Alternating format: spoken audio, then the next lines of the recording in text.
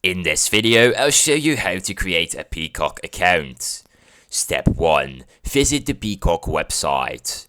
Open your preferred web browser. Type www.peacocktv.com in the address bar and press enter. Click on the sign up button at the top right corner of the home page. Step 2. Enter your information. Fill in your email address and create a strong password. Provide your name and date of birth as requested. Agree to the terms and conditions and click continue. Step 3. Choose a subscription plan. Browse the available subscription tiers: Free, Premium, and Premium Plus. Select the plan that suits your needs.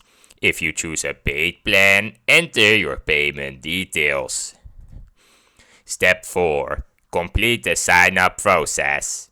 Verify your email address through the confirmation link sent to your inbox. Once verified, you can log in and access your new Peacock account.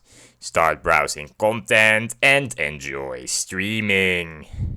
Thanks for watching. I hope this helped you to create your Peacock account. If you like this video, please subscribe, and if you have any more questions, you can leave them in the comments down below.